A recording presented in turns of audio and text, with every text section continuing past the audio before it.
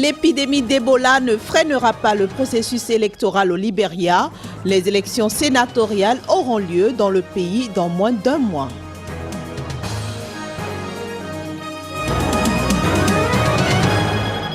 Visite ce week-end du président malien à Niamey au Niger. Ibrahim Boubacar Keïta entend renforcer la coopération entre les deux pays.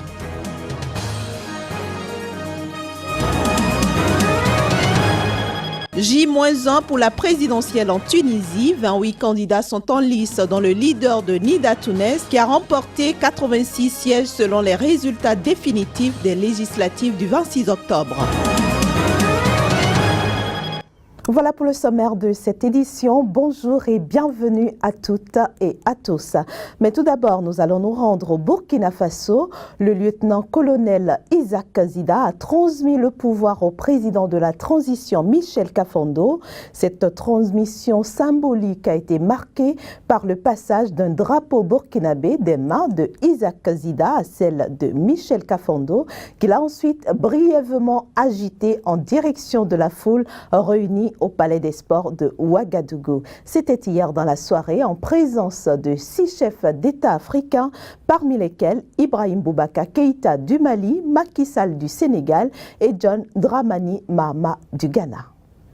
Le lieutenant-colonel Zida transmet ainsi le pouvoir au président de la transition burkinabé. Devant 6 chefs d'État africains, des présidents d'institutions sous-régionales et internationales, sans oublier le peuple burkinabé venu nombreux au Palais des Sports de Ouagadougou, Michel Kafando est investi dans ses nouvelles fonctions dont il assure mesurer l'ampleur. Le message du peuple est clair et nous l'avons entendu. Plus jamais d'injustice, plus jamais de gabegie, plus jamais de corruption.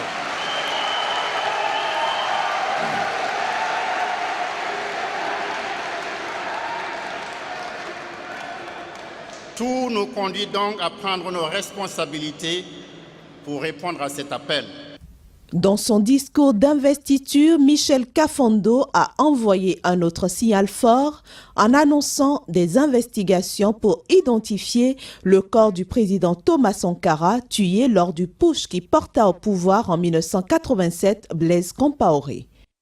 Au nom de la réconciliation nationale, j'ai aussi décidé, par le fait du prince, que les investigations pour identifier le corps du président Thomas Sankara ne seront plus assujetties à une décision de justice, mais sera du ressort du gouvernement.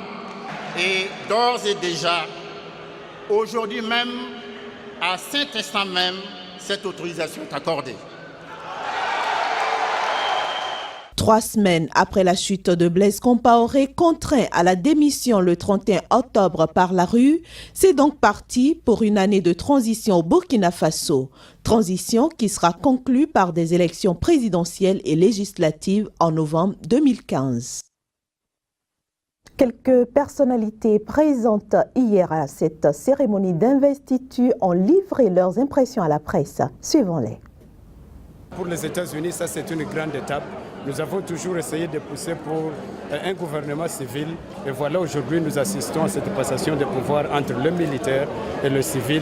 Donc pour nous, c'est un grand pas dans cette route, cette longue route que nous allons traverser d'ici aux élections. Je voudrais vous assurer que la communauté internationale des Nations Unies, CEDEAO, Union africaine, nous serons auprès du peuple burkinabé jusqu'à la fin de cette transition et on va continuer même après de continuer de soutenir cette pays fier, cette pays digne. Du Burkina Faso, rendons-nous au Libéria. Après un report de 2 mois, les autorités libériennes ont décidé de rendre opérationnel le calendrier électoral malgré l'épidémie d'Ebola qui sévit dans leur pays.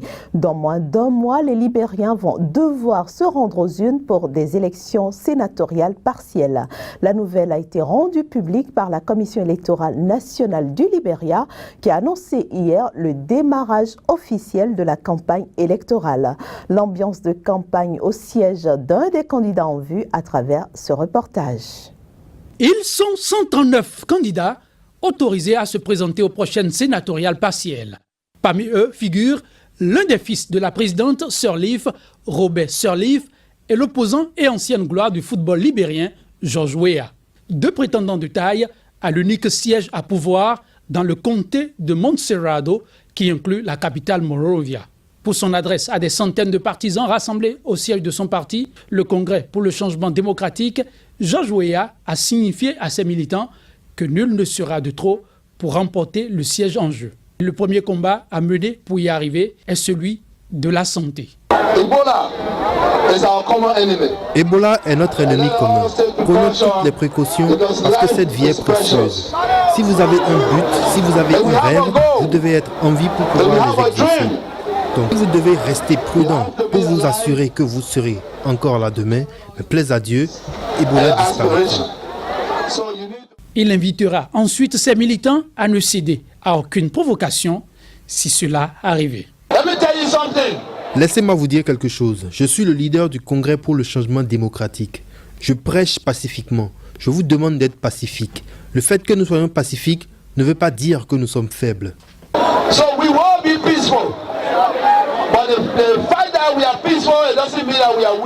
Les élections en question visent à renouveler 15 des 30 sièges des sénateurs. Initialement prévues pour le 14 octobre, elles ont dû être repoussées en raison de la fièvre hémorragique virale qui affecte particulièrement le pays. Les avancées notables observées ont amené la Commission électorale nationale à retenir le 16 décembre comme date de la tenue du scrutin.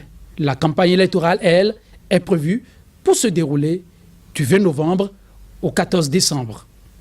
La veuve de l'ancien président sud-africain Nelson Mandela est montée au créneau vendredi. Très critique, Graça Machel a déploré la réaction trop tardive et insuffisante des dirigeants africains face à l'épidémie d'Ebola. Elle appelle à plus de sérieux. La veuve de Nelson Mandela a été particulièrement critique envers l'Union africaine sur le retard accusé dans la réaction à l'épidémie d'Ebola. Reconnaissant quand même les efforts de la présidente sud-africaine de la Commission de l'Union africaine, Graça Machel qualifie d'inefficace la politique menée contre ce fléau. 12 pays seulement sur les 54 États membres de l'Union africaine sont à jour de leur contribution annuelle selon elle. La lenteur de faire aboutir les stratégies n'incombe pas à la Commission de l'Union africaine, mais plutôt à nos chefs d'État qui ne se prennent pas au sérieux. Ebola has exposed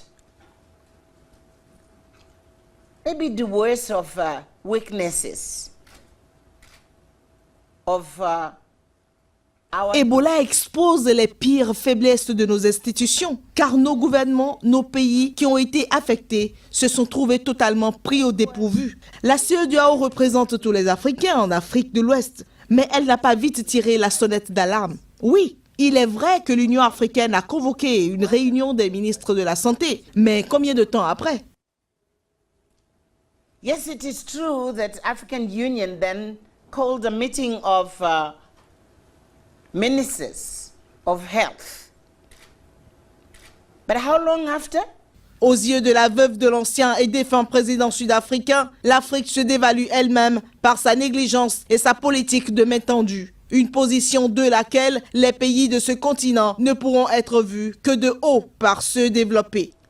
It is time Africans begin to give real value.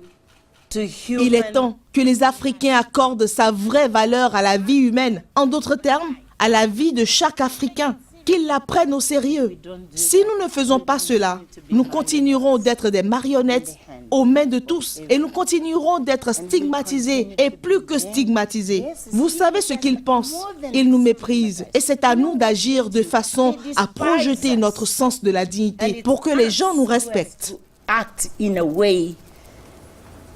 In a way, we project our sense of dignity so that people can respect us. Ebola, plus qu'une maladie, est vue comme une crise d'identité et de dignité. Et si les milliardaires de ce continent, les classes moyennes en expansion, mettaient aussi la main à la pâte. En attendant, l'OMS a indiqué prévoir une nette décrue du nombre de nouveaux cas dans le courant de l'année prochaine. Croisons les doigts. À 112 heures de la présidentielle qui aura lieu demain dimanche en Tunisie, l'instance chargée des élections a annoncé les résultats définitifs des législatives du 26 octobre dernier. Ces résultats viennent confirmer la victoire du parti anti-islamiste Nida Tounes face à son principal adversaire, le mouvement Ennahda. C'est confirmé, Nida Tounes a remporté les élections législatives en Tunisie avec 86 des 217 sièges de l'Assemblée des représentants du peuple. Il est suivi du parti islamiste Ennahda qui a totalisé 69 sièges selon les résultats définitifs proclamés ce vendredi par l'instance électorale tunisienne.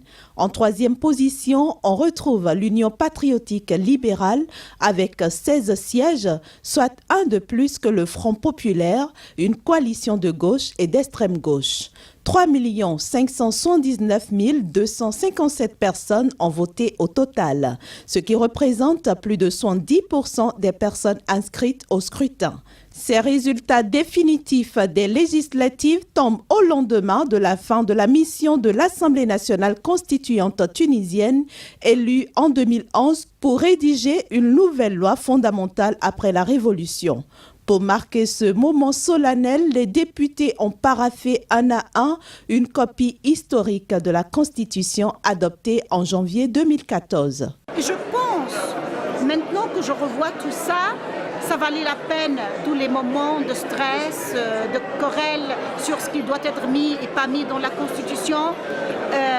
Ça valait la peine toute cette aussi tension et aussi patience et persévérance pour traverser les deux crises majeures qu'a vu notre pays. La barque Tunisie est à bon port. Nous sommes à la veille des élections présidentielles. Nous avons déjà réussi des élections législatives. Nous avons une belle constitution, de belles institutions qui vont préserver la démocratie tunisienne.